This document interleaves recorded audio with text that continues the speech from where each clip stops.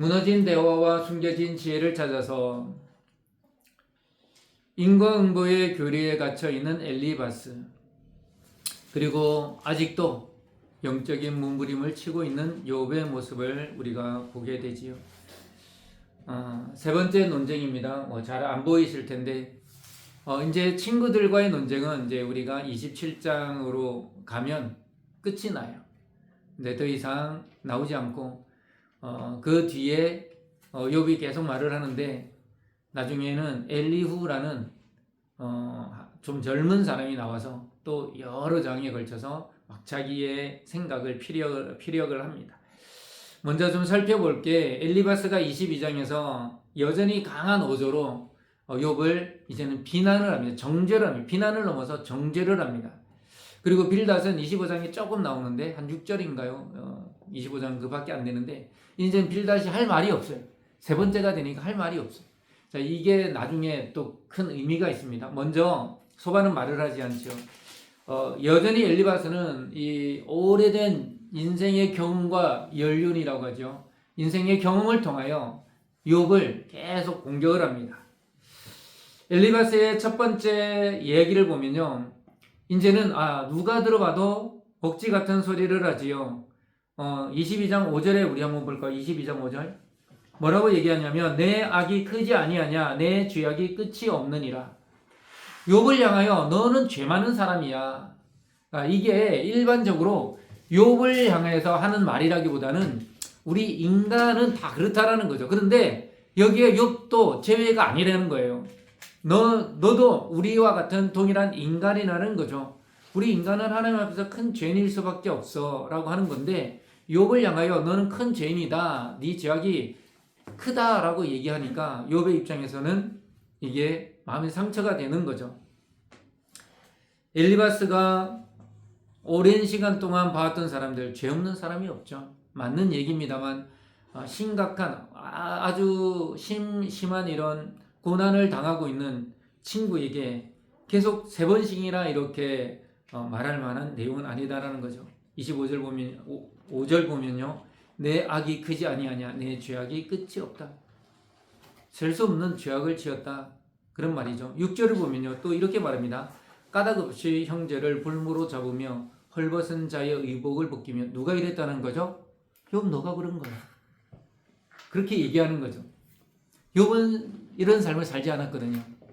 근데 친구가 몰라서 이랬을까? 의문이 들죠. 그러니까 이게 뭐를 의미하냐면, 하나 더 보면요, 실제로 보면 목마른 자에게 물을 마시게 하지 아니하며 줄인 자에게 음식을 주지 아니하였고, 이게 뭐를 의미하겠습니까? 이게 하나님의 말씀에 너는 정면으로 너는 범하고 하지 않았다라는 거거든요. 하나님이 기뻐하시는 금식은 갇힌 자를 놓아주고 고아 과부를 돌보고, 말씀이 나오죠. 그 금식이라고 하는 것은 경건의 하나의 요소입니다. 내가 하나님 앞에서 경건을 이루기 위해 금식을 하는 거거든요. 근데 하나님이 너는 아무것도 먹지 않고 네가 경건해지기 위해서 그렇게 금식을 하느냐? 하나님이 그것을 원한다기보다는, 그것을 원하지 않는다가 아니고요, 그것보다 더 중요한 금식이 뭐냐, 참된 금식이 뭐냐, 갇힌 자를 노임받게 해주는 거예요. 여러분, 가난에 갇힌 자도 있고요, 질병에 갇힌 자도 있고요, 뭐 여러 가지 요소에 갇힌 자들이 있습니다. 그 어려운 자들을 우리가 도와서 그 어려움에서 벗어난다면 그것이 그 사람에게 노임이 되는 거죠. 자유가 되는 겁니다. 한 절을 더 볼까요? 9절인데요. 너는 과부를 빈손으로 돌려보내며 고아의 팔을 꺾는구나.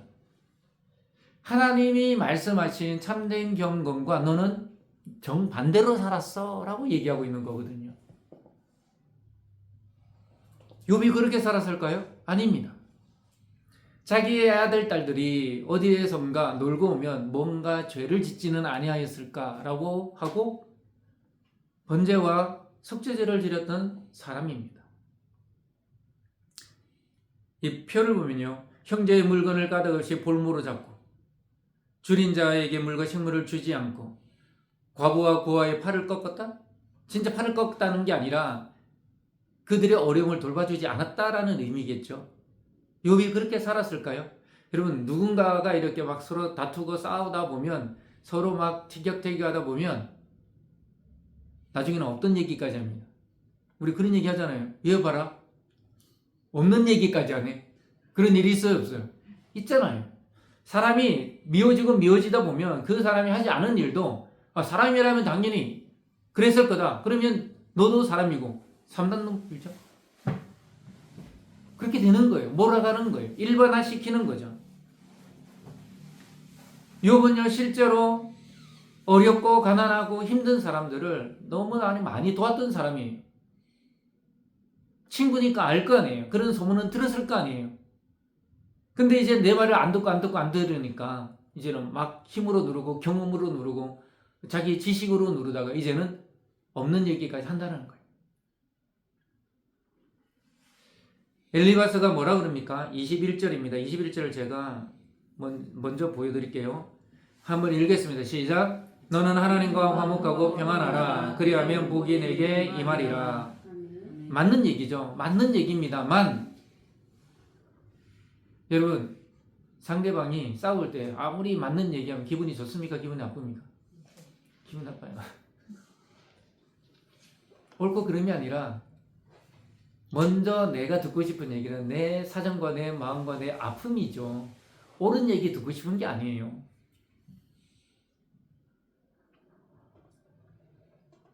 하나님과 화목하고 하나님과 사이좋게 지내고 하나님을 잘 섬기는 거 누가 모릅니까? 알죠.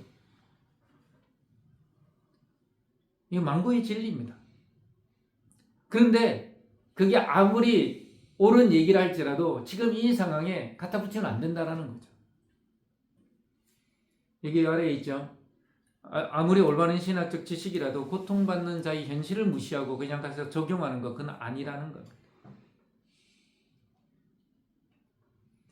욥이 이제 23장 넘어가 볼게요. 욥이 이제 엘리바스의 얘기를 다 듣고요. 제가 지금 많이 안 읽었지만 엘리바스가 많이 막 욥을 이렇게 힐난하고 비난을 합니다. 3절 한번 보겠습니다. 23장 3절. 23장 3절. 한번 읽겠습니다. 내가 어찌하면 하나님을 발견하고 그의 처소에 나아가랴. 하나님을 아무리 찾아도 하나님을 찾을 수가 없다라는 얘기겠죠. 이 잔인한 내 지금 친구들이 이렇게 얘기하지 않아도 나는 지금 감당하기 어려운 상황입니다. 이 감당하기 어려운 상황 가운데 친구들이 뭐라고 하니까 더 감당하기 어려운 거죠. 그러나 아무리 욥은 자기 자신을 돌아봐도 내가 이렇게 하나님께 당할 만한 잘못을 한 적이 없어. 그래서 이제 하나님을 찾아가서 하나님께 말씀하고 싶어. 하나님께 말씀을 드리고 싶은 거죠. 욥이 뭐라 그럽니까? 욥이 8절입니다. 8절. 23장 8절. 한번 볼게요. 제가 보여드릴게요. 자, 8절, 9절 읽겠습니다. 시작. 그런데 내가 앞으로 가도 그가 아니 계시고 뒤로 가도 보이지 아니하며 그가 왼쪽에서 일하시나 내가 만날 수 없고 그가 오른쪽으로 돌이키시나 배울 수 없구나. 사방을 둘러봐도 하나님을 찾을 수가 없다라는 거죠. 제가 이거 이렇게 보면서 정말 그렇다. 이게 오해하고 들으시면 안 돼요. 우리가 정말 하나님을 우리가 기도하고 말씀하면 하나님의 임재를 경험할 때가 있죠. 근데 정말 우리가 힘들 때 하나님을 경험하기가 어렵다라는 거죠. 이게 뭘까요? 하나님은 안 보이시고요. 숨어 계세요. 하나님이 쉽게 보이지 않는다라는 거예요. 쉽게 느껴지지 않는다라는 거죠. 예를 들어 쉽게 보이고 쉽게 만나고 그렇게 되면 하나님에 대한 그 믿음이 생기지 않을 거예요. 어디에나 있고 내가 손쉽게 만날 수 있고 그렇다면 그 가치가 느껴지지 않는다라는 얘기죠. 제가 이렇게 말씀드리는 게 그럼 하나님은 하나님 스스로의 가치를 높이기 위하여 우리에게 안 보이시고 우리 아무리 찾아도 잘 안 만나 주시냐? 그게 아닙니다. 여기에 대한 설명을 하려면 1시간으로도 모자라요. 되게 어려운 주제고 제가 지금 이 시간 설명을 못해서가 아니라 그게 되게 이게 논리적으로 얘기되게 되고요. 그렇게 됩니다. 제가 지난번에 한번 말씀드렸잖아요. 기도만 하면 하나님의 음성 듣고. 99%그 자기 소리예요. 자기 소리. 나의 생각을 하나님의 음성으로 생각하는 거예요. 여러분, 내가 한마디 하면 하나님이 대답하시고 내가 또 한마디 하면 하나님이 대답하시고 그러면 여러분 사업 망하겠습니까? 망할 수가 없죠. 망할 수가 없습니다. 내가 하는 일 안 될까요? 100% 다 돼야죠. 내가 물어보고 하나님 바로 답을 주시는데 그러고 안 되면 누구 책임이에요? 가르쳐 주신 하나님 책임이죠.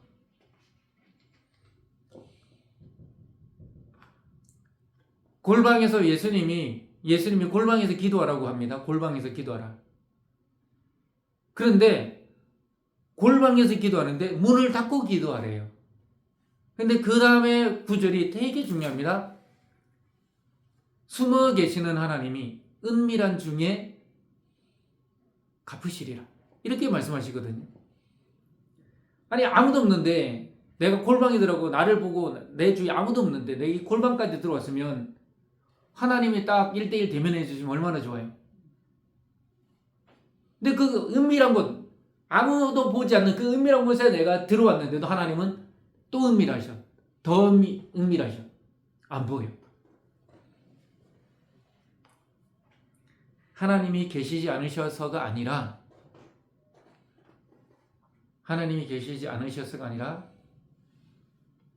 우리가 하나님을 사람 만나듯 누구 보듯 이렇게 쉽게 만날 수 있는 존재는 아니라는 거예요.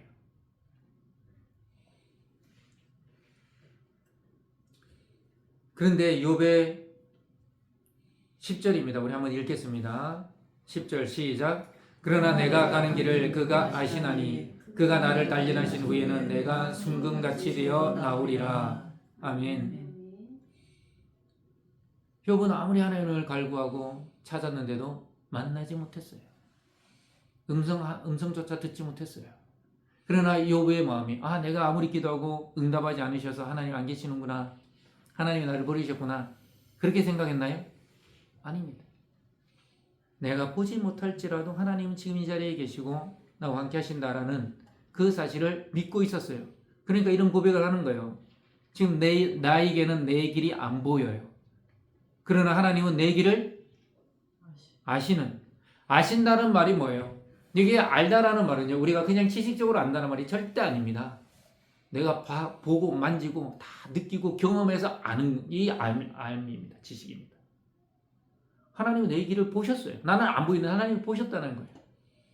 내 길이 없는 게 아니라 있다라는 거예요. 나만 그 길을 못 보고 있다라는 것 뿐이에요. 욥이 이런 신앙이 없으면 이런 고백을 했겠습니까? 할 수가 없죠.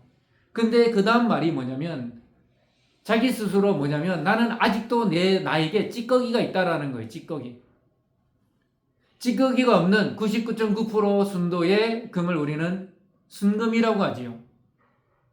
이 단련이 여전히 나에게도 남아있는 이 찌꺼기를 하나님이 빼내고 계시는 중이라고 고백하는 거예요. 여러분, 시련이 그렇습니다. 고난이 그렇습니다. 내가 아무리 신앙생활 잘해온 것 같아도 하나님은 또 다른 고난으로 나를 정결케 하고 계신 줄 믿으시기 바랍니다. 변함없는 하나님의 주권과 인간의 두려움. 13절 가면요. 13절 먼저 보여드리겠습니다. 읽겠습니다. 시작. 그는 뜻이 일정하시니 누가 능히 돌이키리랴. 그의 마음에 하고자 하시는 것이면 그것을 행하시나니. 하나님의 뜻을 정하시고 하시면 막을 자가 없다라는 거예요. 지금 내가 이 고난을 당하고 있는 게 하나님이 정하신 거야. 그렇게 하시고자 하는 거야. 그러니 내가 이것을 막을 수 없다라는 거죠. 그 다음 절 보겠습니다. 시작. 그러므로 내가 그 앞에서 떨며 지각을 얻어 그를 두려워하리라. 아멘. 욥이 너무너무 중요한 얘기를 합니다. 욥은 진짜 지혜자입니다. 여러분, 내가 뭔가 고난을 당하고 어려움을 당하고 있으면 이것을 통하여 하나님이 뭐 하기를 원하십니까? 지각, 깨닫기를 원하는 거예요. 여전히 내가 깨닫지 못한 게 있다라는 의미입니다. 실제로 욥이 깨닫지 못했어요. 42장에 가면 뭐라 그럽니까? 내가 보지도 못한 걸, 알지도 못한 걸 마치 아는 사처럼 말했다고 그렇게 얘기하잖아요. 그리고 그 다음에 뭐라 그럽니까? 내가 귀로만 듣다가 이제 눈으로 비옵는다고 그렇게 얘기하잖아요. 여러분, 이 세상에 하나님의 뜻을 다 온전히 아는 사람은 아무도 없습니다. 그렇기 때문에 지금 내가 당하고 있는 고난이 있다면 이 고난을 통하여 하나님이 뭐하고자 하시는 겁니까? 나로 하여금 깨닫게 하시고자 하는 거예요. 24장에 가면요. 24장에 가면 욥이 단식을 합니다. 욥이 단식을 하는데 우리 24장 가볼까요?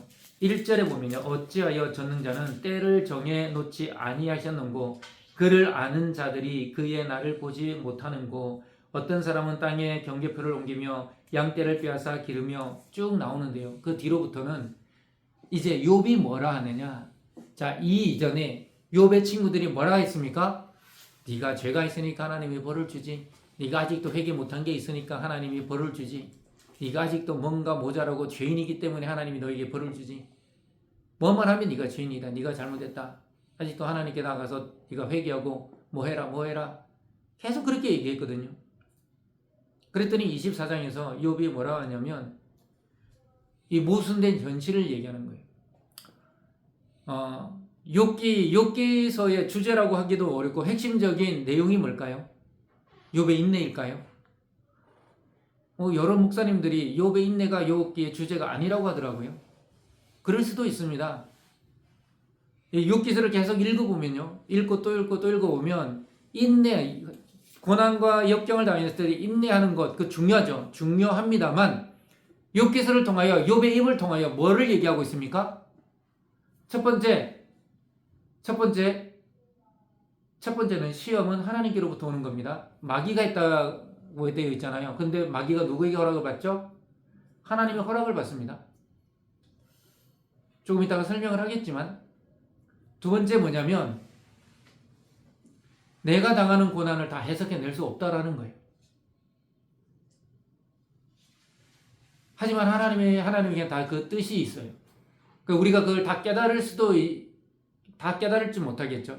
우리가 그것을 얼마나 깨닫느냐가 관건이긴 하지만 우리가 시험을 당하고 역경을 당하고 있다해서 그 고난과 역경의 이유들을 우리가 다 알 수는 없어요. 죄인도 고난을 당하지만 의인도 고난을 당하죠. 순수한 의미에서 죄 없는 사람은 없습니다. 욥도 죄인이죠. 그러나 욥이 당하고 있는 그 고난에 걸맞는 욥의 잘못이 있느냐? 그렇진 않다라는 거죠. 근데 이 욥기의 내용을 잘 살펴보면요. 되게 웃긴 게 욥의 입을 통하여 정말 우리가 그동안 궁금해했던 것을 욥의 입을 통하여 얘기를 하고 있어요. 왜 믿음의 사람들이 하나님을 섬기고 하나님을 예배하고 하나님을 믿는 사람들은 승승장구하고 무조건 잘 되고 형통해야만 하는데 가만히 보니까 악인들이 더 잘 살아, 더 잘 돼. 세상이 왜 이래? 그렇다고 불평을 하는 것이 아니라 여기에도 하나님의 뜻이 있다라는 거예요. 욥도 조금 이따 설명하겠지만 그 얘기를 합니다. 악인은 결국 뭐합니까? 망하는 거예요. 그러나 친구들이 말한 것처럼 죄를 지으면 바로 딸깍 하나님이 벌 주시고 또 이걸 잘못 하나님이 딸깍 벌을 주시고 그렇게 하지는 않으신다는 거죠. 이 세상 자체가 말도 안 되는 모순투성이라는 것을 욥의 입을 통하여 얘기를 하고 있어요. 자, 그런 세상이면 우리가 하나님을 제대로 잘 믿어야 될까요? 믿으나 안 믿으나 똑같은데 안 믿어도 돼 라고 해야 될까요? 여러분, 하나님을 믿으면 무조건 잘 되고 질병도 낫고 안 되던 사업도 잘 되고 갖지 못한 직장도 더 얻고 여러분 그렇게 되면 하나님 안 믿을 사람이 있을까요? 없을까요? 다 믿죠. 근데 그렇게 안 된다니까요. 그렇게 안 됨에도 불구하고 아까 욥의 고백처럼 나의 갈 길을 그가 아시나니 내가 단련된 후에 뭐같이 나오리라? 순금같이 나오리라. 나는 모르지만 나는 지금 이렇게 사방을 돌봐도 하나님 안 계신 것 같고 세상에는 악인들이 더 잘되고 넘쳐나고 24장 읽어보세요. 욥이 이 세상을 얼마나 그 당시의 세상을 얼마나 정확하게 꼬집고 있는지 말도 안 되는 그 세상의 현상들을 얼마나 자세히 얘기하고 있는지 24장 읽으면 다 나와요. 그런 것과 상관없이 그럼에도 불구하고 나는 하나님을 신뢰하고 그분만을 섬기겠다라고 하는 이 믿음의 고백이 있어야 된다라는 거죠. 욥은 그것만 얘기하는 게 아닙니다. 얘기하죠. 경계표가 뭡니까? 요즘에야 다 측량을 해가지고 이제 뭐 논두렁, 밭두렁도 다 이렇게 표시를 해놓잖아요. 옛날에는 그렇게 해놓으면 뭐합니까? 힘 있는 사람이 야 밀어 여기 있는 돌 밀어 그럼 내 땅이 더 생겨. 힘이 곧 그거예요. 그러니 힘 있는 자가 힘 없는 자들의 것을 빼앗고 보면요 기름을 짜고 포도즙을 받는 사람들이 마시지도 못하고 목말라하고 왜 그럴까요? 부자들의 기름 짜주고 부자들의 포도주를 짜주지만 자기는 먹지도 못하고 마시지도 못한다라는 거예요. 그런 말도 안 되는 세상의 그 일들을 얘기하고 있어요. 성중에는 아무리 부르짖어도 도와달라 우리 살려달라 해도 응답하는 자가 없어요.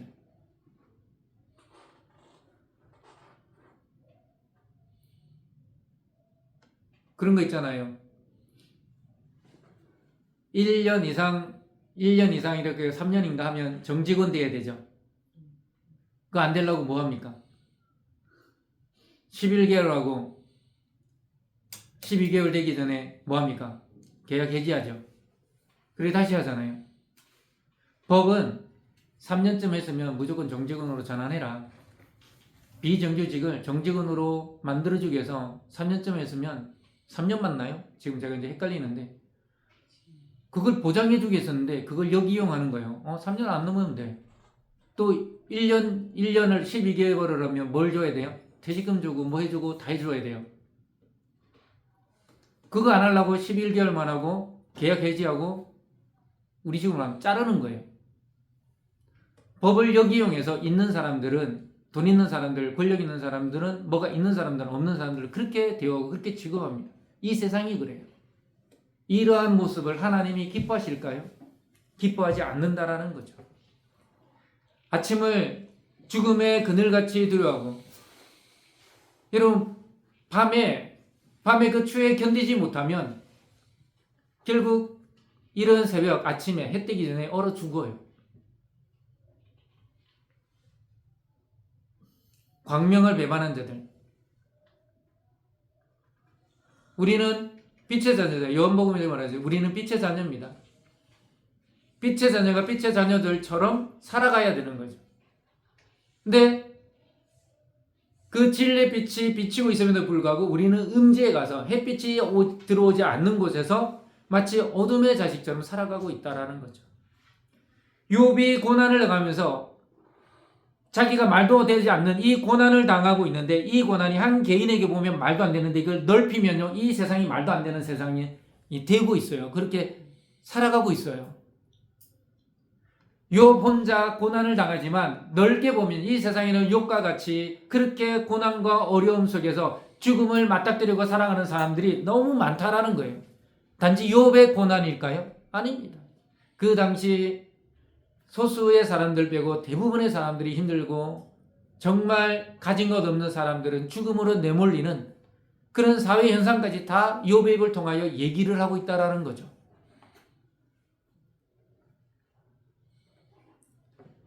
욥이 이렇게 말합니다. 24절 먼저 읽겠습니다. 그들은 잠깐 동안 높아졌다가 천대를 받을 것이며 잘려 모아진 곡식 이삭처럼 되리라. 악인들이 잘 나가는 것 같지만 결국 하나님은 그들에게 잘못에 대한 합당한 벌을 내리신다라는 거죠. 그 결과를 맞이하게 하신다라는 거죠. 악인들이 이렇게 가지고 있는 것, 모으는 것, 말씀해 보면요, 집을 지어도 그 집이 좀이나 이런 게 벌레들이 사는 집이 되고요. 재물을 모아도 음은 내 것이 아니라 다른 사람의 것이 되고 내가 돈을 모아도 그렇게 된다라는 거예요. 악인들은 그렇게 된다라는 거죠. 그래서 가뭄에 눈 녹듯 물은 말라버리고 내 논에 내 밭에 물을 대기 위하여 막 나만 이렇게 막 들고 모으는 사람 있죠. 비유적으로 말하는 거죠. 그렇게 모아봤자 하나님이 가뭄에 뭐 물이 사라지도 그렇게 만들어 버리신다라는 거죠. 이제 25장에 가면요, 빌닷이 얘기를 합니다. 이제 몇 마디 하지는 못해요. 이제 할 말이 없어요. 세 번째가 되니까 욥에게 할 말이 없어요. 25장 보면 6절밖에 없잖아요. 그렇죠? 이제 빌닷이 뭐라 말하냐? 하나님은 창조의 하나님이다. 절대 주권을 가지고 하시는 하나님이다. 몇 마디 했어요. 그랬더니 이제 욥이 참다가 욥이 이제 하나님의 창조에 대해서 얘기하는 거예요. 빌닷은 몇 마디 안 했는데 욥이 그 몇 배로 얘기를 합니다.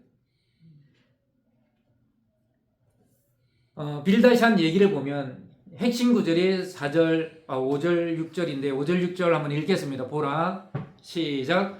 보라, 그의 눈에는 달이라도 빛을 발하지 못하고 별도 빛나지 못하거든. 하물며 구더기 같은 사람, 벌레 같은 인생이랴. 빌닷의 말은 일반적으로 놓고 보면 맞죠. 이게 틀린 말이 아닙니다. 제가 누차 말씀드렸지만 엘리바스와 빌닷과 소발이 하는 말은 틀린 말이 아닙니다. 그러나 이 한 개인, 이 욥에게 특별히 어려움을 당하고 있는 사람들에게, 그러니까 뭔가 큰 잘못을 저지르지 않은 이 사람들에게 그대로 적용할 수 없는 이야기들이라는 거죠. 특별히 욥에게 더 그렇다라는 거예요. 하나님의 눈에는 달빛이 비치겠습니까? 별도 빛나지 못하라는 거죠. 근데 이 사람을 빌닷은 벌레, 구더기로 표현하죠. 이 우주의 만물보다 더 인간이 못하다, 이런 말이 깔려 있는 거예요. 그러니까 구더기 같은 사람, 벌레 같은 인생이 야말로 말해봤자 뭐 하겠냐, 이런 의미죠. 하나님 앞에서 인간의 비천함을 말하고 있는 거예요. 맞는 얘기입니다. 빌닷의 얘기가 틀린 게 아니죠. 근데 빌닷 역시도 인과응보의 논리로 이렇게 얘기하고 있는 거예요. 빌닷의 교리가 가진 한계점 보면요, 올바른 지식이지만 잘못 적용됐고요, 여전히 엘리바스와 더불어 소발도 마찬가지고 그 욥의 마음을 알아주지 못하는 공감 능력이 없었어요. 그리고 편협한 인간론, 하나님이 자기 형상을 따라 지으셨는데 무조건 구더기, 벌레라, 내가 잘못을 너무 많이 저질렀으면 벌레만도 못한 사람입니다, 벌레만도 못한 존재입니다 라고 고백하는 건 되지만, 일반적으로 사람을 뭐보다 못한 존재라고 표현해버리면 그건 웃긴 거죠. 자, 26장에 가면 이제 욥이 반격을 합니다. 26장 보면, 자, 내가 힘없는 자를 참 잘 도왔구나. 이 반어법입니다. 빌닷, 네가 그렇게 얘기하지만 네가 힘없는 자를 돕기나 해봤냐, 뭐 이렇게 반어법으로 얘기하는 거죠. 그러면서 이제 26장을 읽어보시면 알겠지만 11절 한번 볼까요? 11절 앞에 거는 다 빼놓고요. 제가 여기 올리지는 못했는데요. 11절 보겠습니다. 11절, 12절, 13절, 14절까지 한번 읽어보겠습니다. 12절밖에 없네요. 자, 한번 읽겠습니다. 시작. 그가 꾸짖으신즉 하늘 기둥이 흔들림이 놀라느니라. 그는 능력으로 바다를 잔잔하게 하시며 지혜로 라합을 깨뜨리시며 그의 입김으로 하늘을 맑게 하시고 손으로 날렵한 뱀을 무찌르시나니, 보라, 이런 것들은 그의 행사의 단편일 뿐이요 우리가 그에게서 들은 것도 속삭이는 소리일 뿐이니 그의 큰 능력의 우레소리를 누가 능히 헤아리랴. 아멘. 그런 거죠. 자, 여기 보면 되게 재미있는 표현이 나오는데, 단편이라고 있죠. 단편. 보라, 이런 것들은 그의 행사의 단편이다 라고 하는 게, 그 옛날 이 여자들이 치마를 이렇게 쭉 내려가잖아요. 그 치마에 쭉 내려가는 그 끝부분을 이렇게 한번 만져봤다고 내가 옷을 다 만져봤다라고 말할 수는 없는 거잖아요. 그 끝 이렇게 만져보고 이거 뭘로 만들었네, 다른 부분에 딴 게 있으면 뭐 어떡할 거예요. 그렇죠. 그런 것처럼 우리가 하나님을 경험하고 하나님을 만나고 하나님을 대면하고 그랬다 할지라도 우리는 그 하나님의 극히 일부만을 안다는 거예요. 여기 보면 하나님이 앞부분에 나옵니다. 하나님이 하늘의 하늘을 이렇게 하고 창세기 보면 자 궁창 위에 물이 있죠. 지금으로서는 상상이 안 돼요. 자 지구가 이렇게 있어요. 여기 어디 갔냐? 안 보이네. 네. 이 지구가 이렇게 있어요. 그러면 하늘이 있을 거 아니에요. 그 하늘 사이에 뭐가 있다? 다시 물이 있어요. 창세기를 잘 읽어보면 하나님의 창조가 이렇거든요. 우리가 알 수는 없지만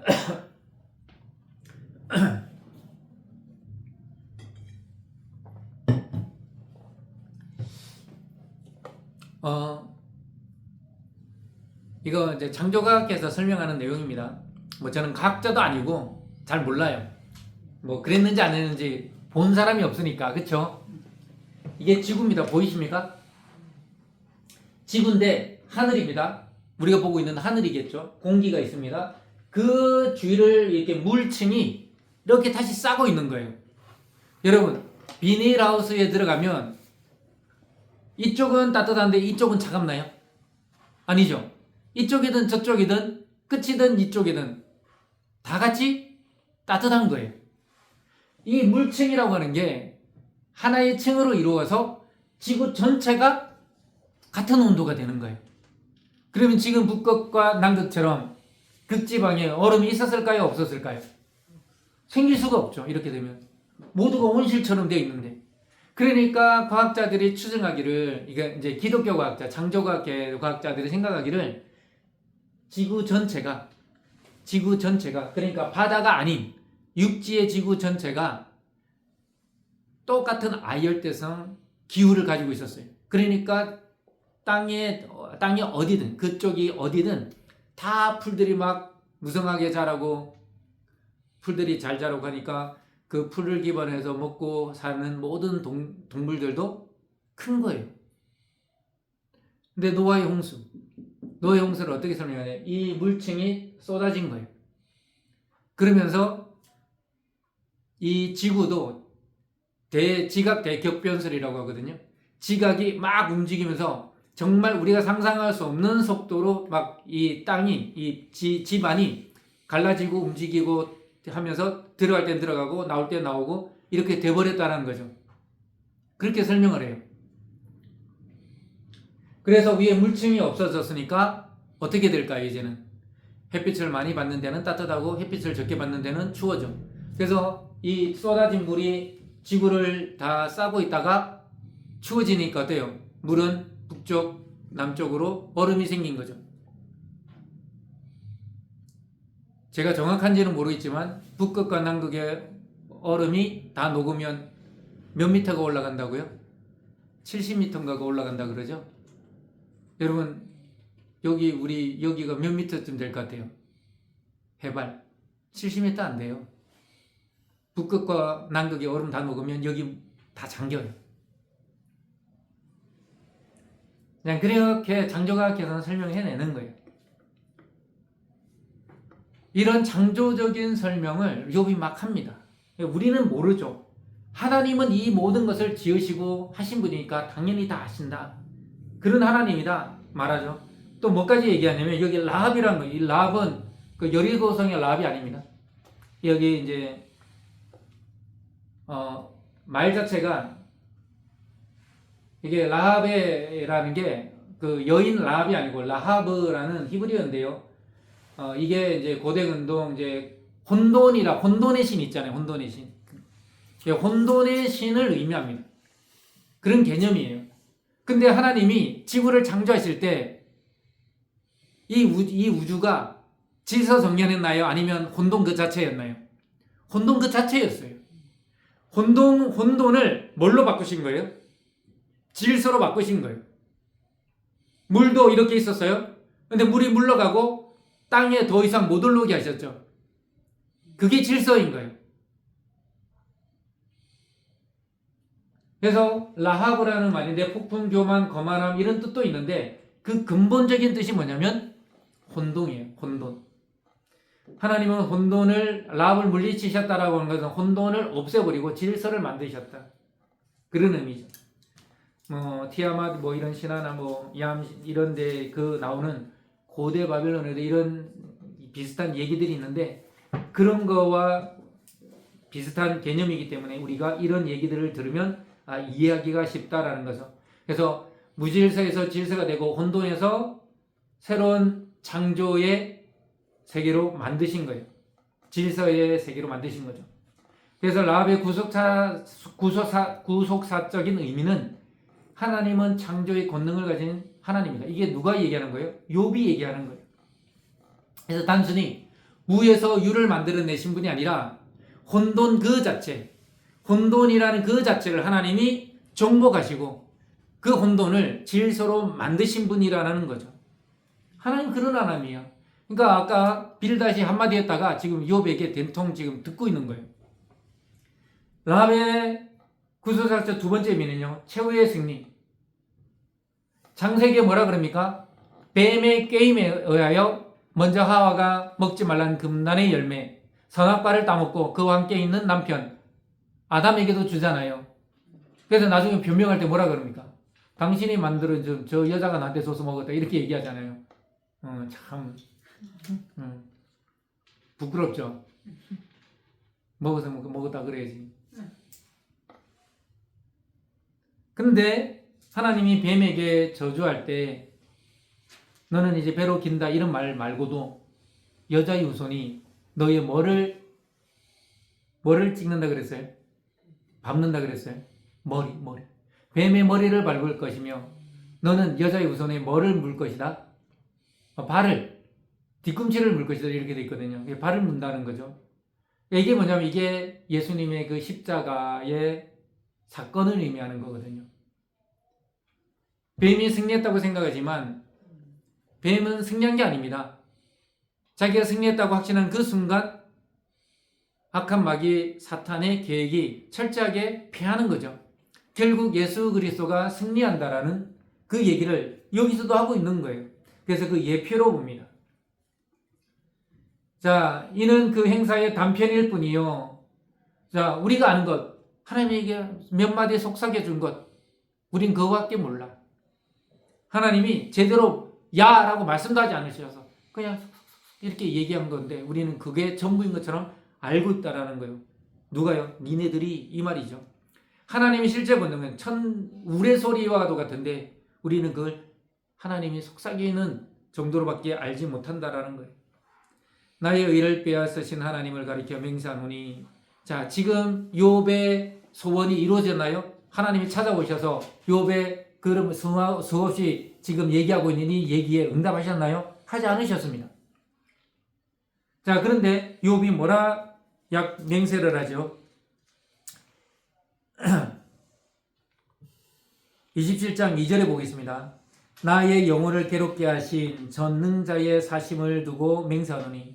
나를 비록 괴롭게 하고 나를 힘들게 하시는 하나님이지만 그가 살아계신 것 자체, 그의 존재, 그의 임재를 놓고 내가 맹세하노니 이 말이죠.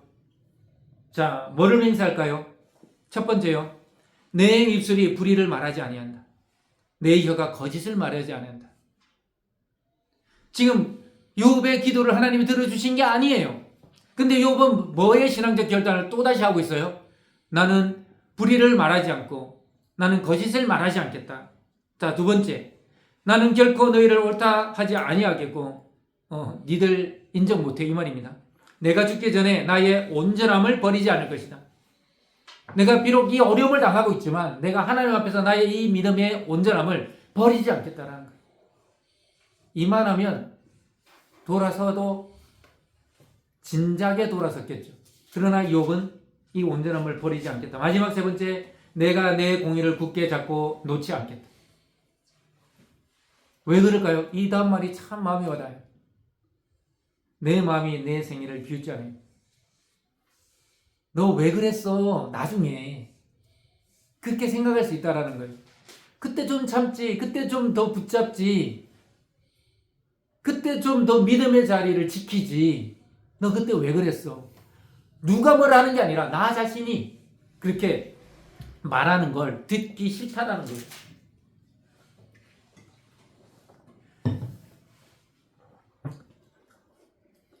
표로 정리하면 이렇죠. 여기 뭐 온전함을 순전함이라고 되어 있는데 상관없습니다. 언어의 순결, 내 입을 지키겠다. 내 혀에 재갈을 물리겠다 이 말이죠. 그리고 생명과 내가 죽을지라도 나 이 온전한 신앙, 이 신앙을 버리지 않겠다. 그리고 내 스스로 부끄러운 자가 되지 않겠다. 누가 뭐라 하지 않아도 내 스스로 나는 내가 알잖아요. 대적자를 향한 경고와 역정제죠. 친구들을 향한 경고. 욥을 정죄하고 찌르는 대적자들은 악인같이 되기를 원한다. 너네들이 그 정죄한 것으로 너네들이 한번 정죄를 당해봐. 허탄한 교리의 책망, 하나님의 오묘한 뜻을 우리가 뭔데 다 이해도 못하는데 다 알지도 못하는데 함부로 얘기하지 마라 라는 거죠. 악인이 하나님께 받을 분깃 없어요. 악인이 하나님께 받을 분깃은 없고요. 오히려 하나님께 벌을 받을 것밖에 없지요. 아까 제가 설명을 했습니다만 내가 아무리 모아도요 그 재산은 하나님이 다른 곳으로 옮기시면 다른 사람의 손에 넘어갈 수밖에 없는 거예요. 아무리 자손이 번성해 가는 것 같지만 결국 그 자손이요 다 잘 되는 게 아닙니다. 한순간에 사라지는 악인의 번영, 허무한 기초 위에 세워진 인생의 결말. 예수님이 뭐라 그럽니까? 산상수훈 다 끝날 때 7장이죠. 5, 6, 7장에서 끝나는데요. 그 7장에서 뭐라 그럽니까? 나의 이 말을 듣고 행하는 자는 지혜로운 자 같으니 반석 위에 집을 지은 지혜로운 자 같으니 이렇게 돼 있죠.